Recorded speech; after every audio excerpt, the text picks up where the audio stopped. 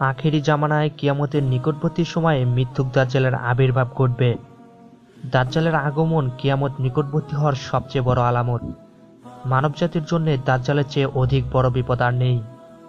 বিশেষ করে সে সময় যে সমস্ত মুমিন জীবিত থাকবে তাদের জন্য ঈমান নিয়ে টিকে থাকা অত্যন্ত কঠিন হয়ে পড়বে। সমস্ত নবী আপন আপন উম্মতকে দাজ্জালের ভয় দেখিয়েছেন। আমাদের প্রিয় নবী মুহাম্মদ সাল্লাল্লাহু আলাইহি ওয়াসাল্লামও দাজ্জালের ফিতনা থেকে সতর্ক করেছেন এবং তার অনিষ্ট থেকে বাঁচার উপায়ও বলে দিয়েছেন। তাই আমি আজ আপনাদের মাঝে খুব সংক্ষেপে দাজ্জালের আগমন ও দাজ্জালের ফিতনা থেকে বাঁচার উপায় সম্পর্কে বিশুদ্ধ হাদিস থেকে অতীব গুরুত্বপূর্ণ ও তথ্যবহুল আলোচনা শেয়ার করব ইনশাআল্লাহ। প্রথমে জেনে নিব দাজ্জালের আগমনের সময় মুসলমানদের অবস্থা কিরূপ হবে। দাজ্জালের আগমনের পূর্ব মুহূর্তে মুসলমানদের অবস্থা খুব ভালো থাকবে। তারা পৃথিবীতে শক্তিশালী ও বিজয়ী থাকবে। সম্ভবত এই শক্তির পতন ঘটানোর জন্যই দাজ্জালের আবির্ভাব ঘটবে। দাজ্জালের পরিচয়। দাজ্জাল মানবজাতিরই একজন হবে। মুসলমানদের কাছে তার পরিচয় তুলে ধরার জন্যে এবং তার ফিতনা থেকে তাদেরকে সতর্ক করার জন্যে নবী মুহাম্মদ সাল্লাল্লাহু আলাইহি সাল্লাম তার পরিচয় বিস্তারিতভাবে বর্ণনা করেছেন।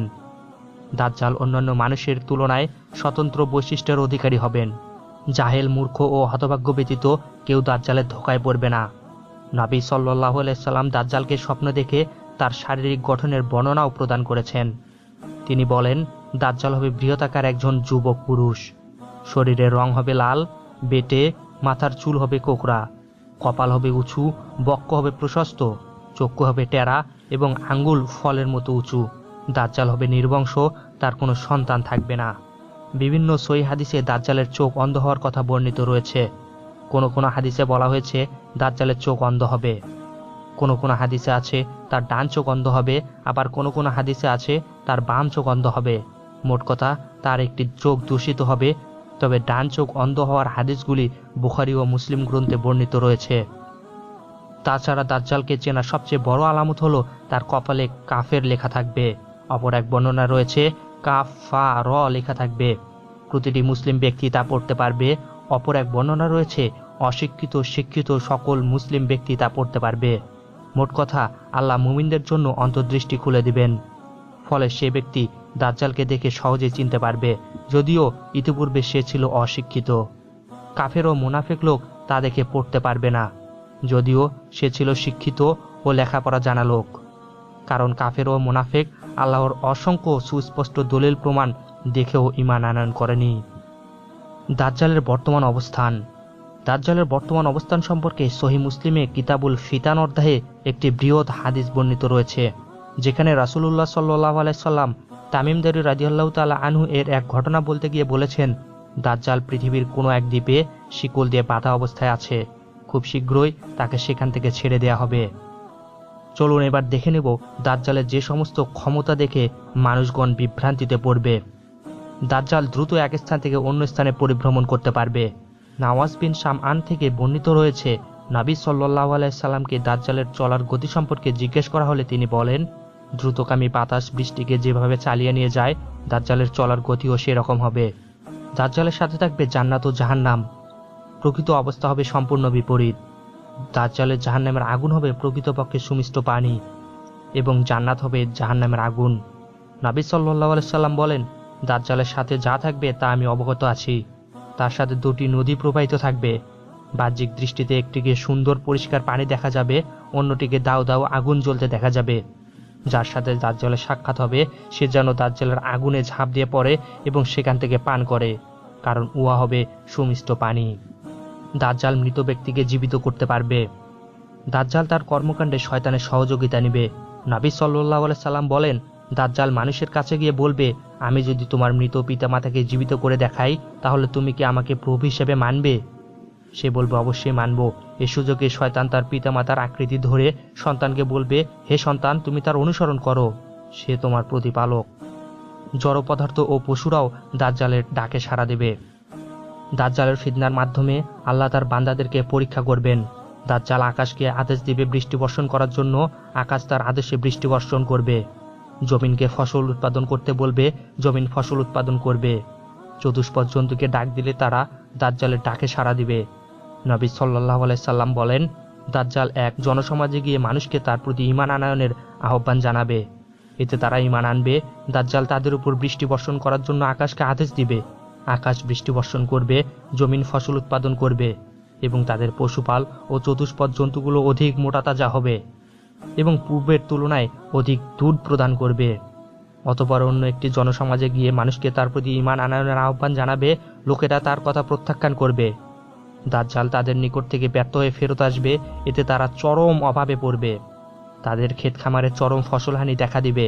দাজ্জাল পরিত্যক্ত ভূমিকে তার নিচে লুকায়িত ধন সম্পদগুলো বের করতে বলবে।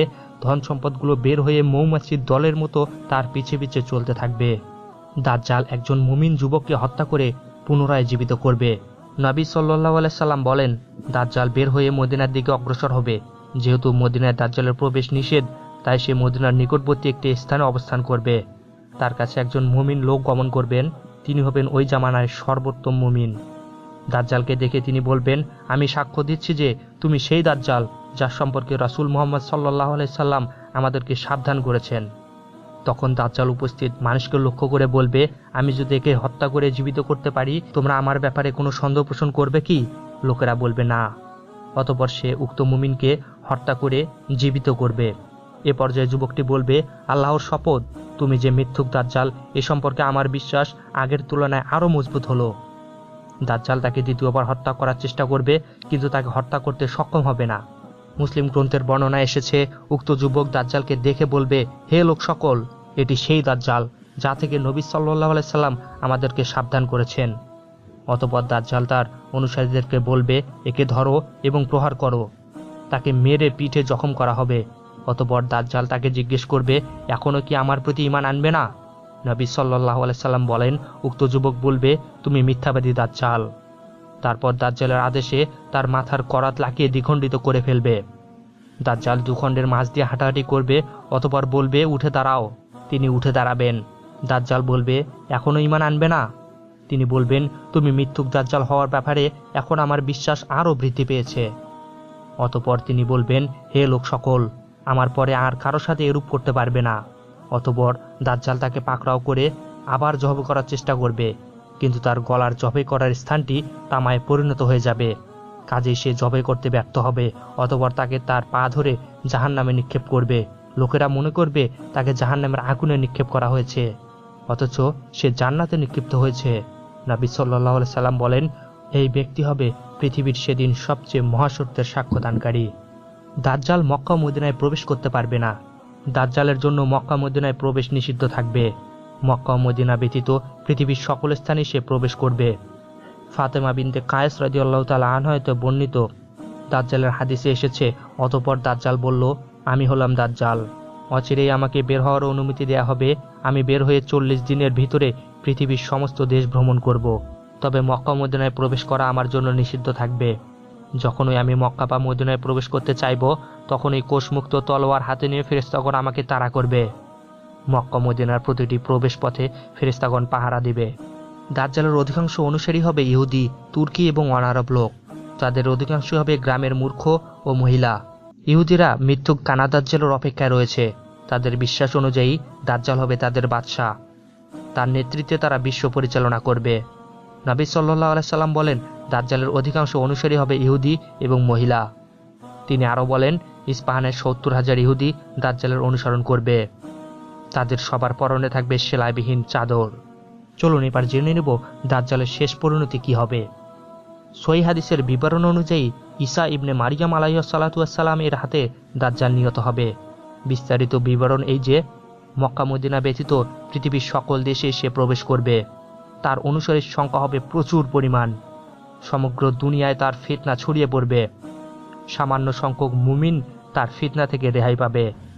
ঠিক সে সময় দামেস্ক শহরের পূর্ব প্রান্তে অবস্থিত এক মসজিদের সাদা মিনারার উপর ঈসা আলাইহিস সালাতু ওয়াস সালাম আকাশ থেকে অবতরণ করবেন। মুসলমানগণ তার পাশে একত্রিত হবে। তাদেরকে সাথে নিয়ে তিনি দাজ্জালের দিকে রওনা দিবেন। দাজ্জাল সে সময় বাইতুল মাকদিসের দিকে অগ্রসর হতে থাকবে। অতঃপর ঈসা আলাইহিস সালাম ফিলিস্তিনের লুদ শহরে গেটে দাজ্জালকে পাকড়াও করবেন। ঈসা আলাইহিস সালাতু ওয়াস সালামকে দেখে সে পানিতে লবণ গলার ন্যায় গলতে শুরু করবে। ঈসা আলাইহিস সালাম তাকে লক্ষ্য করে বলবে, তোমাকে আমি একটি আঘাতই করব, যা থেকে তুমি কখনোই রেহাই পাবে না। ঈসা আলাইহিস সালাম তাকে বর্ষা দিয়ে আঘাত করবেন। অতঃপর মুসলমানরা তার নেতৃত্বে ইহুদিদের বিরুদ্ধে যুদ্ধ করবে। মুসলমানদের হাতে দাজ্জালের বাহিনী ইহুদির দল পরাজিত হবে। তারা কোথাও পালাবার স্থান পাবে না। গাছের আড়ালে পালানোর চেষ্টা করলে গাছ বলবে, হে মুসলিম, আসো, আমার পিছনে একজন ইহুদি লুকিয়ে আছে, আসো এবং তাকে হত্যা করো। পাথর বা দেওয়ালের পিছনে পলায়ন করলে পাথর বা দেওয়াল বলবে, হে মুসলিম, আমার পিছনে একজন ইহুদি লুকিয়ে আছে, আসো, তাকে হত্যা করো। তবে গারকাত নামক গাছ ইহুদিদেরকে গোপন করার চেষ্টা করবে, কেননা সেটি ইহুদিদের বৃক্ষ বলে পরিচিত। আর এভাবেই দাজ্জাল ও তার বাহিনী ইহুদিদের কবল থেকে মুসলিম জাতি রক্ষা পাবে। তাহলে চলুন এবার জেনে নেব দাজ্জালের ফিতনা থেকে বাঁচার উপায়। প্রথম উপায়, ইসলামকে সঠিকভাবে আঁকড়িয়ে ধরা। ইসলামকে সঠিকভাবে আঁকড়িয়ে ধরা এবং ঈমানের উপর অটল থাকাই দাজ্জালের ফিতনা থেকে বাঁচার একমাত্র অন্যতম উপায়। যে মুমিন আল্লাহর নাম ও তার অতুলনীয় সুমহান গুণাবলী সম্পর্কে জ্ঞান অর্জন করবে, সে অতি সহজেই দাজ্জালকে চিনতে পারবে। সে দেখতে পাবে দাজ্জাল খায় ও পানও করে। মুমিনদের আকীদা হলো এই যে আল্লাহ তাআলা পানাহার ও অন্যান্য মানবীয় দোষ ও গুণ থেকে সম্পূর্ণ পবিত্র। যে পানাহারের প্রতি মুখাপেক্ষী, সে কখনো আল্লাহ বা রব হতে পারে না। দাজ্জাল হবে অন্ধ, আর আল্লাহ এরূপ দোষ ও ত্রুটি থেকে অনেক ঊর্ধ্বে। দাজ্জালের ফিতনা থেকে বাঁচার দ্বিতীয় উপায়টি হলো, আয়েশা রাদিয়াল্লাহু তাআলা আনহা বলেন, আমি নবী সাল্লাল্লাহু আলাইহি সাল্লামকে নামাজের ভিতরে দাজ্জালের ফিতনা থেকে আশ্রয় চাইতে শুনেছি। তিনি নামাজের শেষে তাশাহুদে দাজ্জালের ফিতনা থেকে আশ্রয় চাইতেন। অতএব আপনিও দাজ্জালের ফিতনা থেকে বাঁচার জন্য নামাজ শেষ করে তাশাহুদে দাজ্জালের ফিতনা থেকে বাঁচার জন্য দোয়া করুন। নবী সাল্লাল্লাহু আলাইহি সাল্লাম দাজ্জালের ফিতনার সম্মুখীন হলে মুমিনদেরকে সূরা কাফ মুখস্থ করতে এবং তা পাঠ করতে আদেশ করেছেন। তিনি বলেন, যে ব্যক্তি সূরা কাফের প্রথম 10টি আয়াত মুখস্থ করবে, সে দাজ্জালের ফিতনা থেকে হেফাজতে থাকবে। আমরা মহান আল্লাহ তাআলার নিকট দোয়া করি যেন তিনি আমাদের সকলকেই কিয়ামতের পূর্বে সবচেয়ে বড় ফিতনা দাজ্জাল থেকে আমাদের ঈমানকে রক্ষা করেন। আমিন।